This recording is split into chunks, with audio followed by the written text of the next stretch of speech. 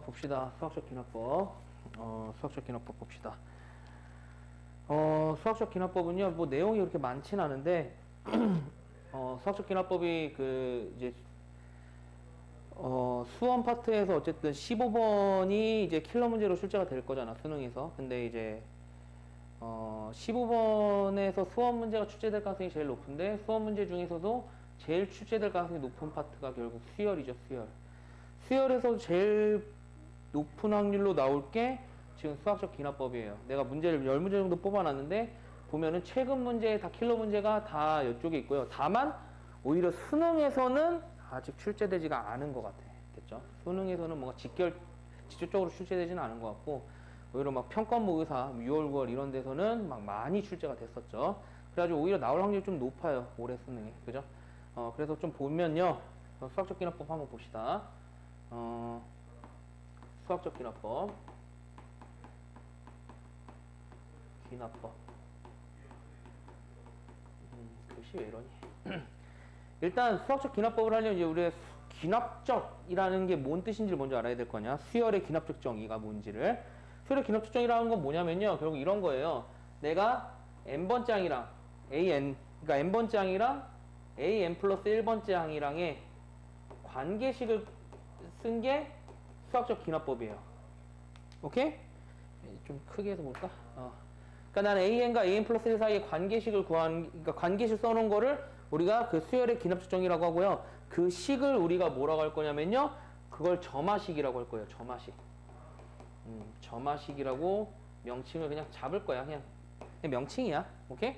혹은 뭐 얘 또는 이제 이렇게 잡을 수도 있겠지. an과 an 플러스 1과 an 플러스 2의 관계식을 뽑아놓은 거. 우리가 이렇게 식을 표현한 거를 수열의 기납적 정의. 기납적으로 표현했다. 뭐 이렇게 하는 거고요. 그럼 이제 우리가 거기서 테마를 좀 몇 개 나눠보면은 첫 번째 프린트에 나와 있듯이 이제 알려진 수열에 대한 수열의 기납적 정의가 있는데 우리가 알려진 거라고 하는 거는 크게 세 가지. 뭐가 있냐면은 첫 번째 등차, 두 번째는 뭐 등비, 세 번째는 이제 개차 수열. 개차 수열은 조금 애매하긴 해요. 교육과정이라고 볼 수도 있고 아니라고 볼 수도 있는데 어쨌든 개차 수열까지는 그래도 설명을 해 볼게. 첫 번째 등차 수열은요. 등차 수열은 우리가 일단은 그냥 일반항을 뽑는다고 치면은 일반항은 이렇게 쓰죠. A에는 첫째 항에다가 n-1의 D가 되더라. 이렇게 됐죠? 등차 수열 이렇게 뽑아낼 건데 우리는 이제 이거를 수학적 기납법, 수열의 기납적 정의, 점화식으로 표현을 해보자라는 거야. 일단 정의를 먼저 사용해 보자면 정의를 사용하면 어떻게 될 거야? n 플러스 1번째 항이라고 하는 거는 뭐다? n번째 항에다가 공차만큼을 더하시면 될 거다 라는 거지. 이렇게. 그래서 이거를 그냥 넘겨주면 좀 더 정의에 가깝게 표현이 되죠. n 플러스 1번째 항과 n번째 항의 차이는 그냥 공차로 뭐하다? 일정하다. 그러니까 얘는 지금 D라고 하는 건 뭐야? 상수. 결국 어떤 특정 값이 되는 거죠. 이게 우리가 공차라고 한 거고. 됐죠? 이렇게 표현되어 있으면 내가 등차 수열이구나 라는 걸 판단할 수 있을 거고요. 두 번째는 뭐다? 이제 중앙. 그러니까 얘는 등차 중앙을 얘기하겠죠? 중앙의 관점으로 설명을 하자면 얘는 어떻게 될 거냐면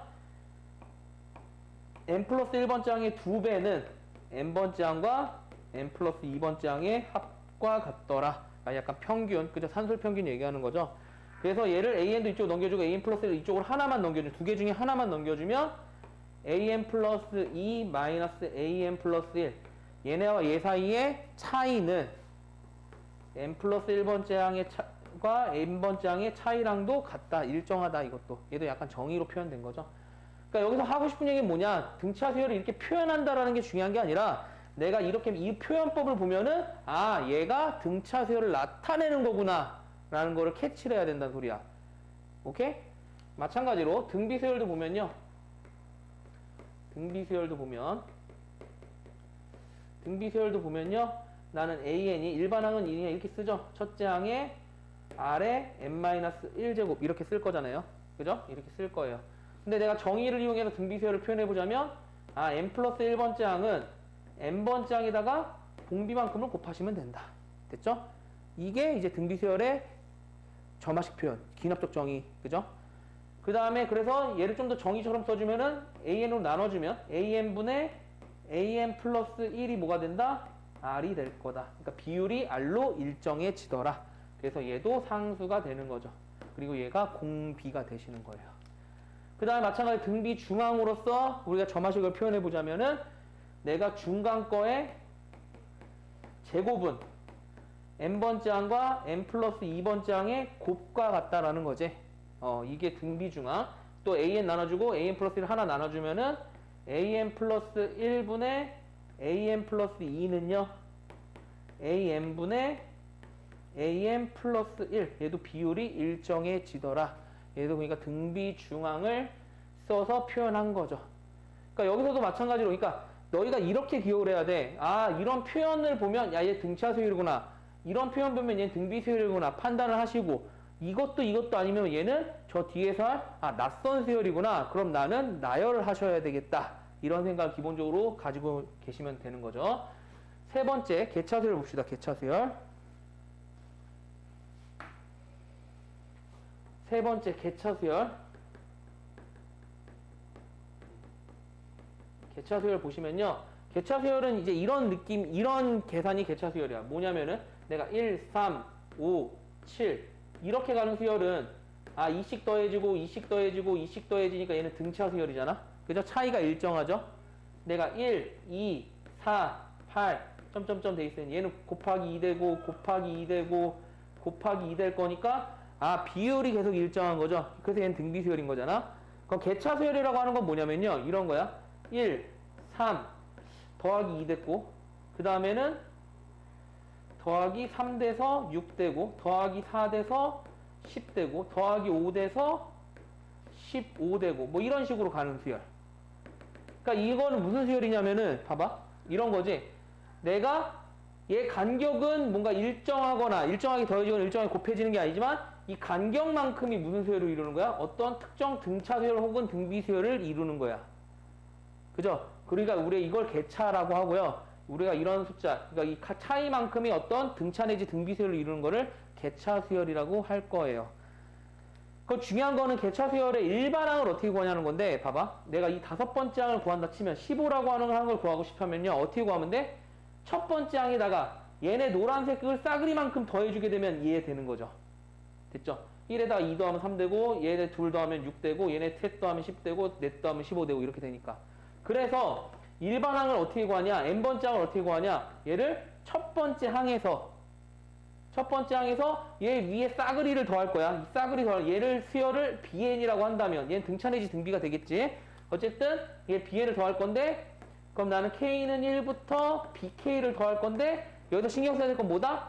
내가 5번째 항 구하려면은 이 수열은 4번을 더하는 거예요. 그죠? 간격은 4칸이 나오는 거니까. 그러니까 n번째를 구하려면 n-1번을 더하시면 된다. 됐죠? 그래서 이런 개차 수열의 일반항 구하는 것까지. 개차 수열까지는 그래도 교육과정으로 볼 수 있어요. 그죠? 그러니까 이거는 좀 기억을 해두시면 좋을 것 같아요. 개차 수열까지 해서 됐고요. 됐고.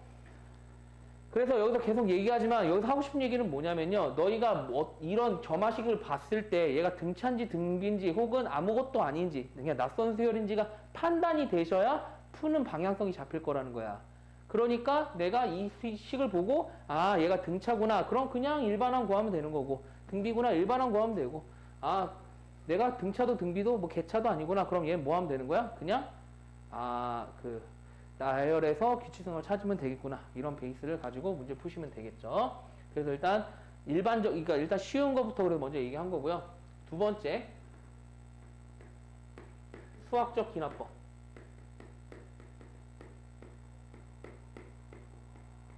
그러니까 수학적 기납법이라고 하는 건 뭐냐면요. 결국은 그냥 증명하는 하나의 방법 중에 하나인데요. 증명하는 방법 중에 하나인데, 그러니까 얘는 증명을 어떻게 하는 거냐면요. 첫 번째, n이 1일 때 어떤 명제가 참임을 보여. 됐죠? 어떤 명제 참임을 보이고, 그 다음에 뭐 하는 거야? n이 k일 때 어떤 명제가 참이라고 가정해서 이 가정을 토대로 해서 뭐 하면 되는 거야? 이 가정을 토대로 해서 K가 n이 k 플러스 1일 때 명제가 참임을 보이는 거야. 참임을. 요 과정이 수학적 기납법입니다. 요 과정이. 이해됐나? 봐봐. 그러니까 나는 이가 첫 번째가 참이라고 보여지면 k번째가 참이라고 가정했을 때 k 플러스 1번째가 참이니까 1 가지고 2가 참이 되고 2 가지고 3이 참이 되고 3 가지고 4가 참이 되고 다 참이 되는 거지. 그러니까 전체가 다 참이 되는 거란 말이야. 다. 그건 다 참이 되는 거니까 나는 그냥 전체가 참이 된다라고 볼 수 있겠죠. 그래서 수학적 기납법 이렇게 된 거고. 봐봐. 그럼 이 수학적 기납법은요. 주로 이제 여기 단어에 나오는 건 뭐가 나오냐면요. 빈칸 추론이 나오는데 수학적 기납법이 빈칸 추론으로 나오면요. 이따 문제 풀 때도 얘기하겠지만 오히려 감사해야 되는 거야. 빈칸 추론이요. 수학적 기납법이 나왔다는 건요. 굉장히 다른 유형으로 나온 것보다는 빈칸 추론이 좀 쉽게 나온다는 소리고요. 이 수학적 기납법이 왜 빈칸 추론이 쉽냐면은 얘는 내가 어떤 명제를 증명하고 싶은데 결국은 참인 걸 증명하고 싶은 거야. 그러니까 이미 가정도 결론도 다 결정이 돼 있는 거야. 내가 이걸 해서 뭐 계산 과정을 할 건데 어쨌든 이미 결론은 이미 정해져 있는 거라고. 그러니까 나는 결론에서 거꾸로 가정으로 올라가도 되는 거야. 내가 연산하기 쉬운 방법대로 그냥 가면 되는 거야. 막 등호 성질을 써서 쭉쭉 할 건데 그냥 내가 편한 대로 가시면 된단 말이야. 편한 대로. 됐죠? 그렇기 때문에 그냥 하시면 되더라. 됐죠? 그래서 수학적 기납법 이따 한 문제 풀어볼 건데 막 요 최근에 나온 게 조금 어려운 문제로 나왔음에도 불구하고 뭐 그냥 등호 성질만 쓰면 된다. 됐죠? 그 다음 마지막 세 번째 봅시다. 세 번째는 이제 뭐냐면 낯선 수열에 대한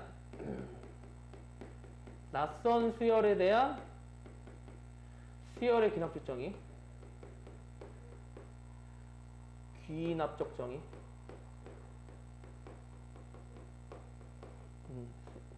그러니까 내가 막 등차도 등비도 개차도 아니고요. 그냥 처음 보는 어떤 수열의 점화식이 표현이 되어 있다면 그럼 어떻게 할 거냐는 건데 일단 교육 과정상에서 말하고 싶은 건 뭐냐면요. 교육 과정상에서 말하고 싶은 건 굉장히 명확해요.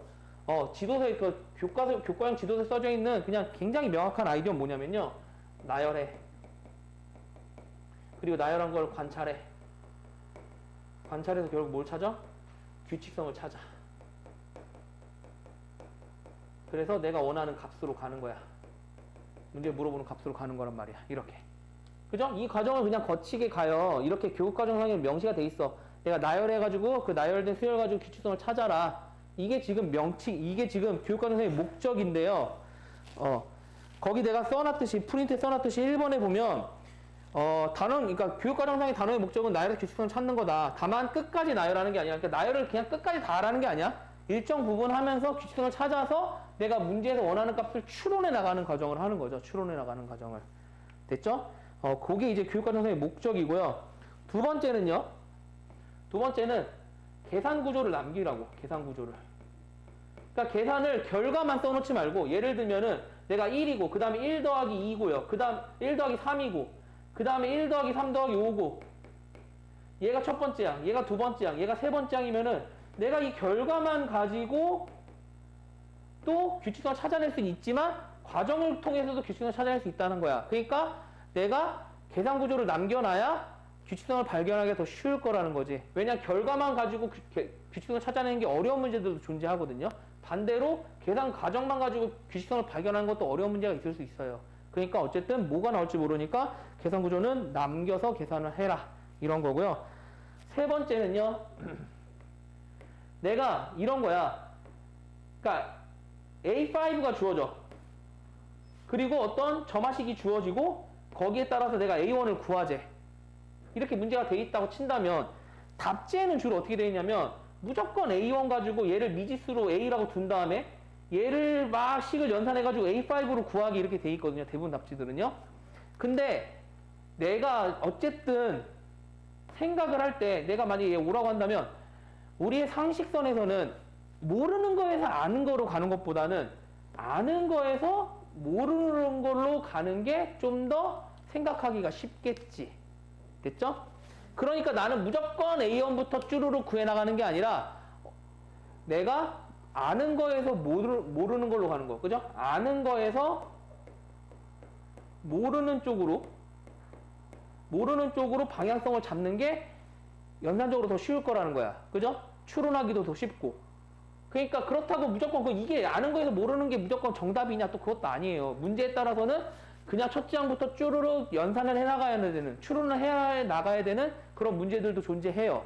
그러니까 내가 너희한테 하고 싶은 얘기는 뭐냐면은 일단은 기본 베이스는 아는 거에서 모르는 걸로 가시고, 근데 아는 거에서 모르는 걸로 했더니 뭐해? 막 케이스가 너무 분류가 많이 돼. 그러면은 그냥 첫 장에서 모르는 것을 아는 걸로 다시 가시면 될 거라는 거야. 됐죠? 그 다음에 4번. 이 3, 4번이 사실 요즘 트렌드에 가장 맞는 얘기거든요. 3번 요 얘기했고요. 4번은 뭐다? 모르낭을 미지수로 설정해서, 그러니까 이 모르낭을 미지수로 설정하고, 미지수로 설정하면 뭐 하는 거야? 결국 중요한 얘기 뭐다? 수용도를 그린다는 거예요. 수용도를 그린다고. 케이스를 나눠줄 거라고. 수용도를 통해서. 케이스 분류를 할 거라고. 근데 이거는 사실 살짝 이거 요즘 가장 트렌디한 문제거든요.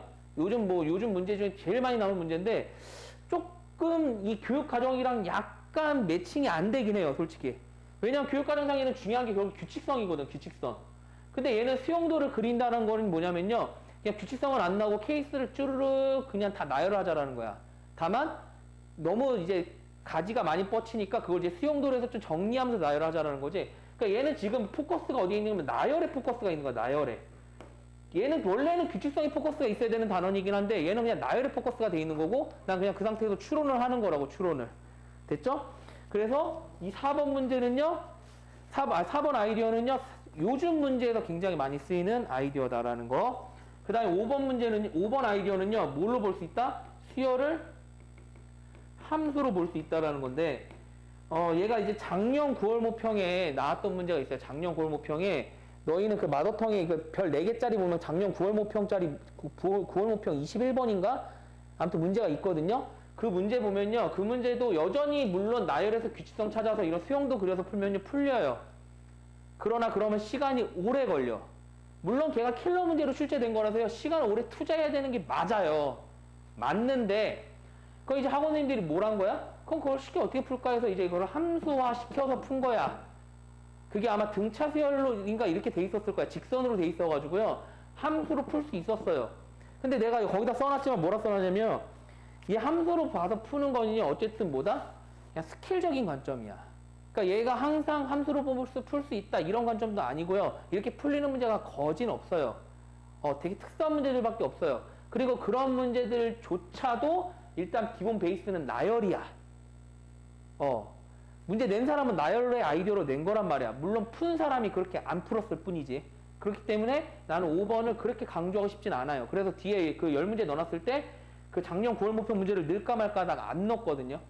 물론 나중 돼서 풀어야 되겠지만, 그래서 일단은 생각은 해두게, 함수의 관점으로 볼 수는 있다라는 거를 생각은 해두되, 일단 이거를 메인으로 다루진 않을게요. 그 다음에 6번째는요, 식 조작을 해야 된다는 거야, 식 조작. 이거는 조금 이거는 필수는 아니지만 아마 하는 게 좋을 거야. 왜냐면 내가 연산함에 있어서 내가 이렇게 역 연산을 해야 될 수도 있잖아. A5로 A1을 갈 수도 있는데, 그럼 내가 AN 가지고 AN 플러스 1을 구하게 되면 얘는 지금 원래 방향대로 가는 거고, 이렇게 가면 역방향으로 가는 거잖아. 근데 역방향에 대해서 내가 연산을 다시 재구성해주지 않으면요, 머릿속에 조금 혼동돼요. 그렇다고 일일이 쓰기도 뭐해. 아주 그냥 사칙연산 정도 하는 거기 때문에. 그러나 또 머릿속으로 하다가 까딱 실수하면 그냥 틀려버린다고. 그러니까 식조작을 좀 해주자. 이거는 아마 뒤에 문제 풀면서 내가 계속 얘기할 거예요. 식조작하는 거는. 얘기할 거니까 됐고, 그다음 마지막 7번째는 뭐다? 특이항이 존재할 수 있다. 존재할 수 있다라는 거지. 이 특이항이 존재한다라는 것도요, 갑자기 중간에 뜬금없이 특이항이 존재하기는 어려워요. 왜냐하면 그런 규칙성이 다 무너져 버리니까. 그러니까 특이항이 존재한다라는 건 결국은 뭐다? 첫째 항 내지 한 두 번째 항 정도까지만 규칙성을 안 갖고, 그 다음에 세 번째 항부터 규칙성을 갖든지, 아니면 그냥 다 안 갖든지 규칙성을. 그냥 다 나열을 해야 되든지. 뭔가 그런 문제 유형으로 출제될 수 있는 거지, 갑자기 중간에 뜬금없이 특이한, 이렇게 규칙성 깨져버리는 항이 딱 하나 존재하고, 이럴 수는 없다라는 거. 그냥 그 정도까지만 기억하시면 될 것 같아요. 그래서요, 결국 핵심은요, 내가 이런 등차 등비의 꼴로 된 거, 안 나오겠다. 그러니까 결국은 이런 등차등비에 대한 꼴들을 내가 일단은 점화식을 일단 눈에 익혀둬야 되겠지. 이건 당연한 거고 너무 쉬운 얘기고. 그 다음에 개차설도 마찬가지고요. 그거 외적인 어떤 수열이 주어지면 그때는 이런 아이디어들로 풀어주셔야 된다라는 거야.